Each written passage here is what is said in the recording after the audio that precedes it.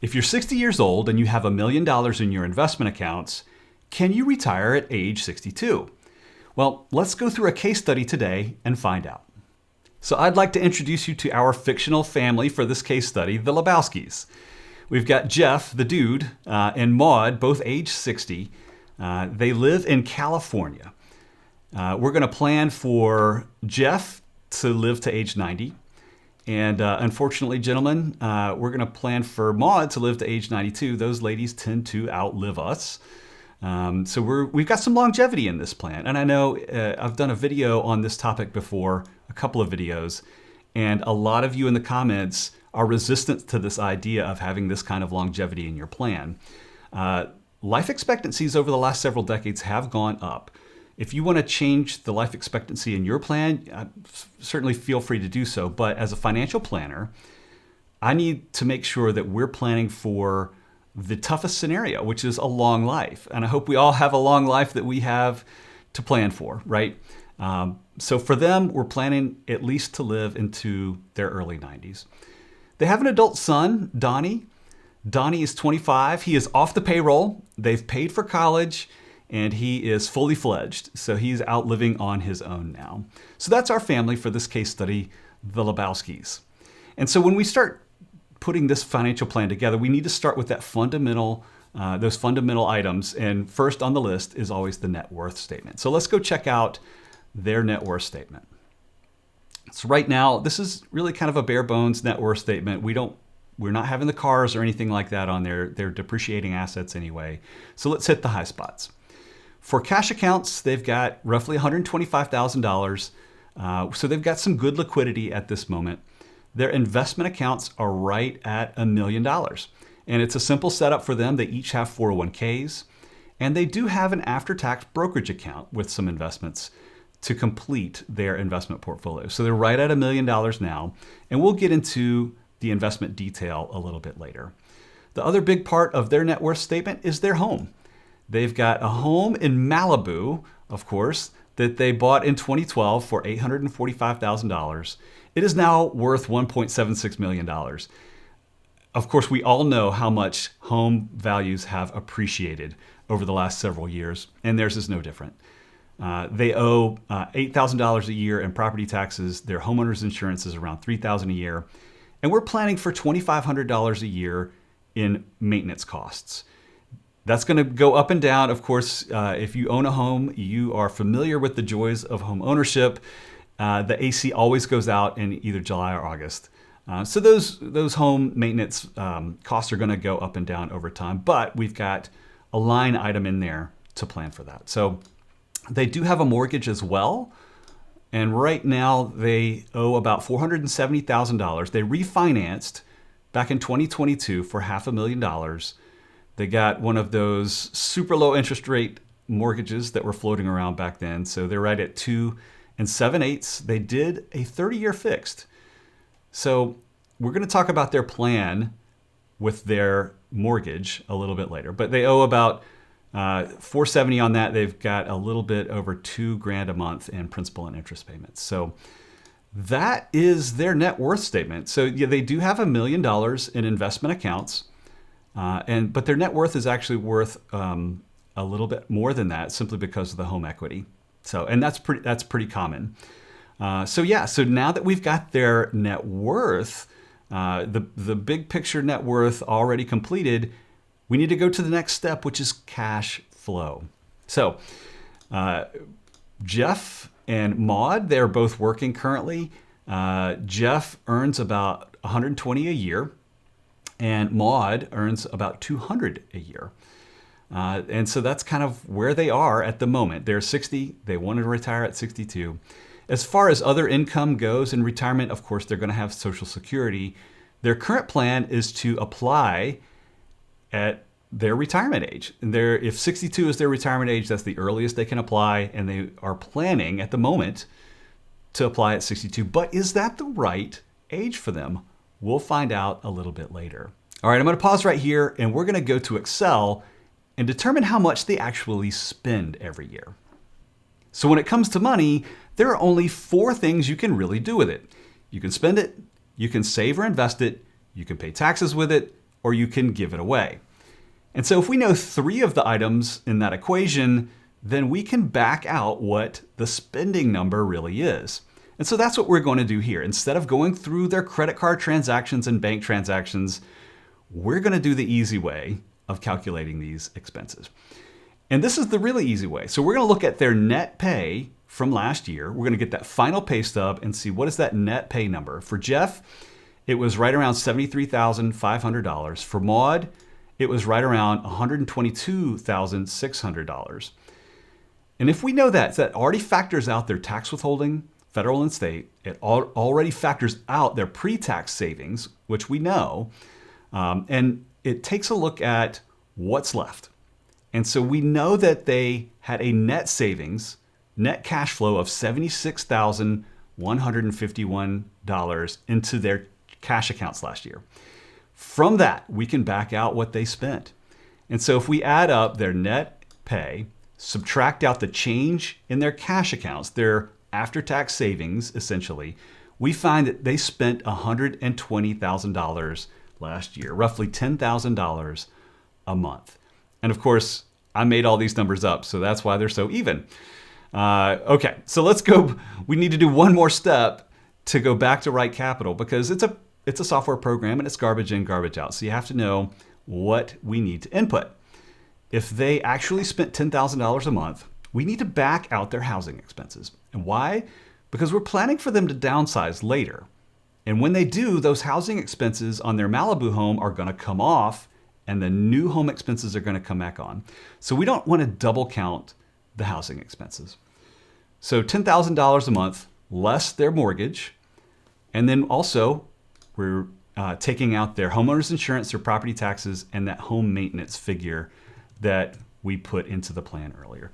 What that leaves us is roughly $6,800 a month in spending that doesn't include their housing expenses. We also want to plan for some other goals too. They want to travel when they retire. We're going to plan for $10,000 a year in travel expense. They need to replace the cars. Unfortunately, they wear out. So we're going to plan on, after trade-in, paying $30,000 for a new car every 3 years. So that means every 6 years, each of them will replace their car. And of course, we want to make sure that we have long-term healthcare expenses covered. Very expensive. Long-term care expensive is a hot topic. Long-term care insurance is a hot topic. Unfortunately, I think there are only like 2 insurance carriers that sell those policies anymore. So out-of-pocket is becoming more and more of an option for people. So we've got $117,000 a year roughly for nursing home care for each of them for the last 2 years of their lives. So those are our expenses numbers. So let's go back to Right Capital and see how this looks in our financial planning software. So now that we've calculated how much they actually spend every year, let's go over to this expenses tab right here. We've got that $6,800 a year in living expenses that does not include their housing expenses, as I mentioned before. And we're planning on them using that same expenses number in retirement, $6,800 per month in monthly living expenses. Now, as far as their goals go, they want to retire at age 62. They want to retire the year that they turn 62. For them, that'll be January of 2026. So if it's 2024 now, it's a little over a year away for them. That way they can start Social Security the year that they retire, or so that they plan. We'll get into that later. Other goals, we've got retirement healthcare costs. Of course, because they retire at 62, they're going to come out of pocket for healthcare between then and Medicare, minus the 18 months of COBRA that they can pay out of pocket, which will probably be cheaper than the healthcare marketplace, but it's something we need to plan for. We're also planning for a Medigap insurance policy once they get to 65. We've got those long-term care costs involved in here too. We've got their retirement travel goals, the car replacement goals that I mentioned earlier, and then we've got a couple of home relocation goals. First, they want to downsize when they retire. They're going to sell their Malibu home and buy a $1 million home in Omaha, Nebraska, because that's where Donnie is now. They want to be close to Donnie as he starts his family, And if there are any potential grandkids, they want to be there with them. So they're going to downsize. They're going to have a reduction in their property tax, a reduction in their homeowner's insurance, and their home maintenance. They're going to do that the year that they retire. So downsizing is in the cards for them. And then there is one last home relocation. When I was young, my parents told me, your next house is not going to be your last house. So because we already have long-term nursing home care expenses in this plan, we are going to use the home equity that they have in the downsized home in Omaha to use that home equity to fund part of their long-term care goal. So we're going to plan for Maud to sell the home when she moves out and goes into the nursing home. So we got monthly rent here at 0 because we already have the nursing home costs built into the plan. So we're going to sell the Omaha home immediately once Maud turns 90 and goes into the nursing home. So that way we can access that home equity for them when they go into the nursing home. So those are their goals for this retirement plan. Let's go over to the retirement tab and see how this actually plays out for them. All right, we're here in the retirement tab and we're looking at their Monte Carlo probability of success for the first time, 73%. Now, that's not too bad actually. So I like to typically see people between 70 and 90% probability of success. Under 70, you're cutting it a little close maybe. Over 90, you may not be enjoying all of the savings that you've worked so hard to accumulate. So 73% is a good start, but we would like to see that a little better. And remember, this is a statistical analysis. And Mark Twain said, there are lies, damn lies, and statistics, right? It's just a tool in the toolbox. That doesn't mean that there's a 27% chance that Jeff and Maud are going to be living in a van down by the river. Think of this number as the probability that they will not have to adjust their lifestyle. They won't have to curb their current spending. So again, a tool in the toolbox. It's not something that's going to be set in stone for them. So let's take a look at what that actually looks like as far as their accounts go over retirement. So you can see this median line. In the Monte Carlo analysis, there are 1,000 scenarios that are run out based on the averages and standard deviations of all the variables in this equation. So of course, the assumptions are important, right? And so we'll go into some of those in a little bit later. But you can see over time, over their retirement, their balances grow a little bit until they retire at 62. And then they just kind of dip into principal a little bit over time. As their retirement goes on, you can see those balances decline until Jeff needs to go into assisted living or nursing home or whatever their plan ends up being. It dips, and then they sell the house. It goes back up again. And so this is pretty typical. What I like to see is a flat line like this. You don't want to see it drop in too fast in retirement. But let's look at the cone of probabilities around this. So this dark blue cone represents the most likely 50% of scenarios in this case. Now what you see is that, okay, at the 25% confidence level, they might run out of money at age 89. So, okay, we want to do a little bit better than that. But if we go into the wildest of scenarios, this is the most likely 90% of scenarios of this analysis. So this is the mean plus or minus 2 standard deviations for those of you who are into statistics. What we see, if everything goes completely wrong, the bottom of this blue cone hits 0 somewhere around 81, early 80s. So if everything goes wrong, they could be in trouble. If everything goes right, they could leave Donnie $3.8 million too. So we know that those scenarios are not likely to happen. This is kind of what we need to focus on, especially over a 30-year retirement or a 30-year time span that we're planning for.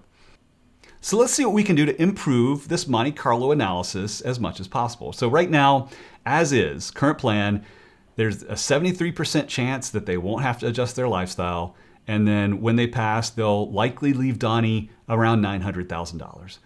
But we can do better. The first place we go, and I've done a video about this, let's see what happens if they work one more year. Instead of retiring at 62, they retire at 63. What kind of change will that give us? Wow. I'm not surprised by this because I see this a lot. Working one more year can really improve the plan. So they go from 73% to 91%. They're leaving Donnie instead of 900,000, 1.6 million. Although they may not be interested in leaving him anything. The bounce my last check plan is something that I know a lot of people are interested in. Die with zero, right? But they can greatly improve their probability of success by working another year. Okay, that's a good place to start. We haven't adjusted their spending. We haven't adjusted any of their goals. What else can we do? Well, let's look at their investment accounts right now. So right now, the way that they're invested is, I'm going to put my picture here in the middle so we're not getting all over the graphs. They're 48% stocks, 52% bonds. Their expected return is around 6.2%. They've got a low standard deviation, so they're expecting a little bit lower volatility with this. But what I see, and this is very typical, they've got a lot of their investments in US stocks, and then, not surprisingly, US large stocks. So when we think about rebalancing this, we're probably going to take a little bit away from the US large growth, add in US large value, small cap, mid cap, international. We do want as much diversification as we can, but remember, all of our bills are in dollars. So we definitely want to lean towards US in both the stocks and the bond allocation. But for them, I've got a 70-30, 70% stock, 30% growth portfolio penciled in here as something we should look at. We're going to have a higher expected return and a higher standard deviation, a little bit higher volatility. Risk and return are related, so this is completely expected, but they have plenty of cash holdings. If they're spending roughly $10,000 a month and they've got 125 grand, they've got a year's worth of living expenses already. That's a pretty good place for them to be from a liquidity standpoint, so they can take a little bit more risk. Let's go back to the retirement tab and see what this does for their plan. So if we go back here and go to the asset allocation, and we go to this growth, 70% stocks in their portfolio, we see that they're at 92% probability of success, but now we've gone up to 2.2 million. Okay, that's nice. Now, can we go back to the original plan and retire at 62? Let's refresh that and see where we land there. Okay, so now we're still retiring at 62, but we've increased our stock allocation, and it's increased our probability of success and the amount that they're going to leave to Donnie. So 79%, now we're talking in the middle of that zone of 70 to 90 that I like to see people. So their plan is starting to look a little bit better, and they're retiring at 62, which is what they want. What else can we do? Let's go look at Social Security timing. So when we think about Social Security, we know the longer they delay, the higher their benefits are going to be.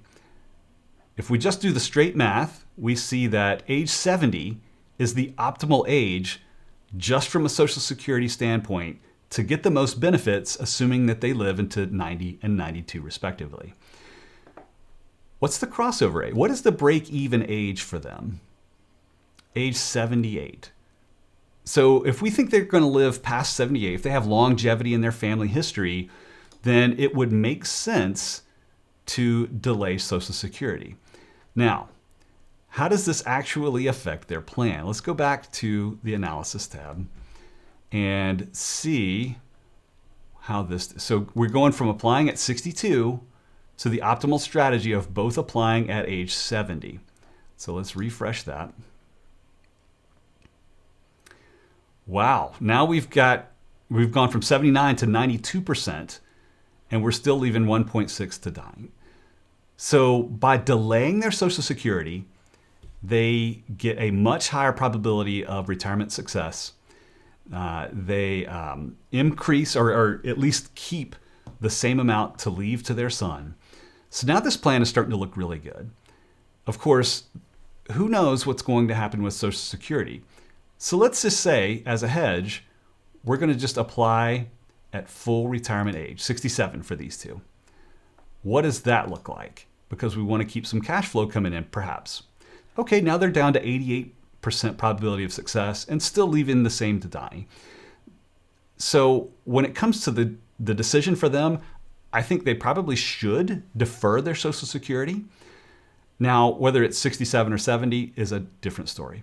It's something to be looked at every year as the financial plan gets updated in the annual review process. But they should, I think, delay.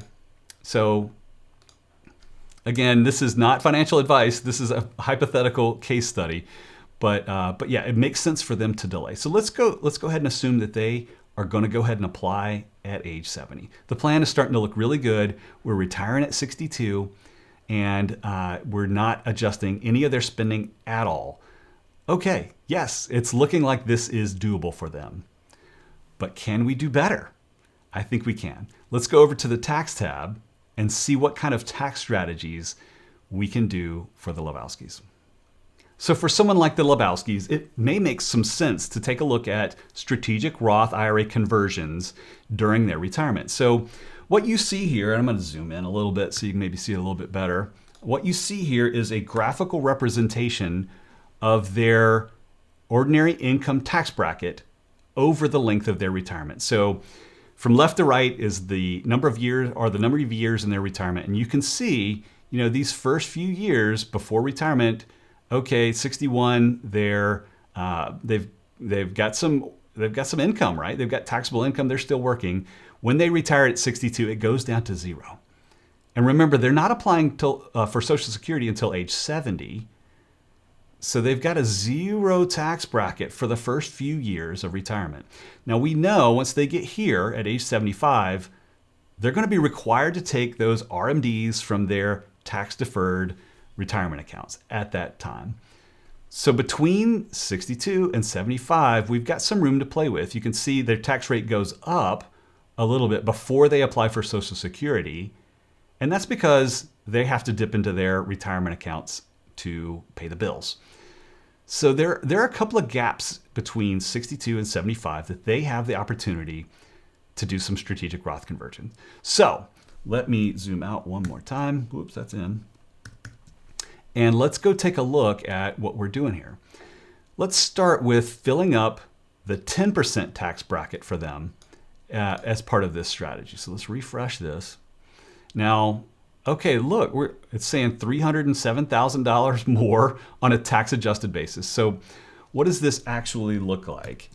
So if we go and we look at the original tax bracket for them versus the one where we have these conversions, you can see there's a little bit of taxable income for those conversions in those first few years. And we're converting until that first tax bracket. I don't know if you can see that line there. That represents the 10% tax bracket. So yeah, so this is making some sense. Let's see if they converted a little bit more. So we're going to convert to the 12 to 15% tax bracket. Let's see if that refreshes or not. Got to move my stupid face. Okay. All right, yes. If they do that, it's going to be a benefit, but it's not going to be nearly as much. So that makes sense because what you see is they end up converting all of their retirement accounts before they hit age 80. Now, here's where that gets a little bit tough in practice. These Roth conversions, they sound great on paper, but remember, every year when we do these, you have to convert it. And then the following April, you have to write a check to Uncle Sam for the conversion amount, which isn't palatable to a lot of people. So converting to the 10% tax bracket makes a whole lot more sense because the Lebowskis aren't stroking a big check to Uncle Sam to do these conversions. So this is going to make the most sense for them, converting to the 10% tax bracket. And so in practice, what this looks like is every fall, they get together with me or their advisor, they do a pro forma tax statement, they look at the amount of room they have between their current taxable income and the top of that 10% tax bracket. We have a discussion with the CPA because this is tax planning, not tax advice. We have a discussion with their CPA, and then we zero in on that conversion amount between their fall meeting and the end of the year, because these have to be done by 12/31. So in practice, it's a little bit difficult. But yeah, let's think about this though. What if we do some asset location, which I do for clients, where we have different investments in different types of accounts based on their tax efficiency. So for example, your bonds, they throw off interest that's taxable at ordinary income tax rates. So it actually makes sense to put those bonds into your IRA or 401k accounts because you're not paying ordinary income taxes on them until you withdraw them for the accounts. If you put them in your taxable account, you have to pay ordinary income taxes on that interest as it happens. So there is a little bit of a benefit to asset location. So let's go ahead and do this. This is where we're going to put the stocks.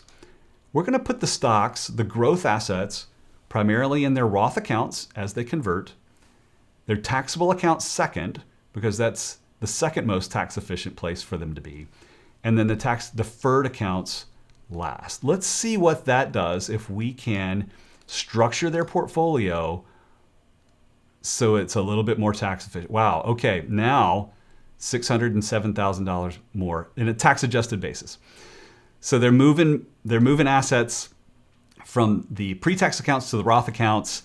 They're paying taxes on it and avoiding this delta between the blue and the green and saving taxes over time. Okay, it's tax adjusted. These are future dollars, by the way. So this doesn't mean that Donnie's going to get $607,000 more. What he is going to do is probably get the same amount and not have to pay taxes on it. And the Lebowskis are going to have these withdrawals later in life. They're going to have those withdrawals from Roth accounts and not have to pay taxes on it. So let's go back to the retirement tab and see what this strategic Roth strategy actually does for them. So we've already updated their Social Security timing. We've updated their portfolio to something more efficient. They're at 92%, and they're going to leave Donnie $1.6 million. So tax strategy, tax proposal. Let's refresh this. I think I keep hitting my stupid face. All right, so refresh. And now they're at 92% still. They've got a little bit more that they're leaving to Donnie. It's 1.678. Remember I said he probably wouldn't get more, but what he is going to get is Roth assets instead of IRA assets. So it doesn't actually move the needle on their plan, though. It doesn't mean that they shouldn't do it. I still think that it's worth their time and effort to go ahead and execute this, because who knows? Things are always changing, especially the tax rates. So it would be, I think, in their best interest to do these strategic Roth conversions. But it's something you have to look at every year. It's not something that we can do on autopilot. We have to go through the math and we have to do the tax planning in the fall. So that being said, they've got a great financial plan in place here. We've taken them from a 73% probability of success, probability of not adjusting their lifestyle. Again, there's not a van down by the river scenario for them. They would just have to cut back if something happened and things went wrong. We've taken them from 73 to 92, and we're leaving Donnie, instead of $900,000, $1.678 million that's tax-free. So we've done a lot for them. They can sleep at night, and they've got a plan for the future. We know they can retire at 62, and they're not going to have to adjust their lifestyle. So that's really what it's like to kind of take this on a high level, of course, from a starting point to having a plan in place. And so what you've seen here is taking the Lebowskis from their initial plan, which they felt like was okay, to one that's much more robust, that we have much more confidence in. And it's a couple of changes, but of course these changes need to be implemented on a quarter by quarter, year by year basis. Taking their portfolio to something that's much more efficient, lower cost, higher diversification, a little bit higher risk, but we're managing that because we know that they have the cash reserves. We've taken that Social Security timing question, while it feels good to get that cash flow up front for them, it did make a big difference for their total financial plan. So we know we're going to defer that decision for them. What I will say is that when I see people come in and they start in the 90s, that Social Security timing question is not as big of a decision. It doesn't move the needle. If you're already in the 90s, it doesn't move the needle to optimize that Social Security. For them, it makes sense. So we know we're going to defer Social Security. We're going to look at that on a year-by-year basis. And of course, with the strategic Roth conversions, that's going to be another year-by-year call that we have to make. We have to go through the tax planning process. So there is work. We know we've got a good plan. We have to execute it still. And that's why I think it's important to work with a fee-only financial planner, whether it's me or somebody else who is a fee-only financial planner who plans this out every year, who makes sure that you execute it. I think that's super important and worth every penny. But at the end of the day, this is about supporting the life that they want to live. Let's go out and do, whether Maud wants to go to Stuttgart and see the Kraftwerk reunion tour, let's go ahead and make sure she does that. If the dude wants to go on a bowling trip with the boys, let's make sure he does that. It's all about supporting the life that you want to live. So check out this video, and then I'll talk about the 4 levels of financial freedom and how all of this fits together to support the life you want. I'll see you there.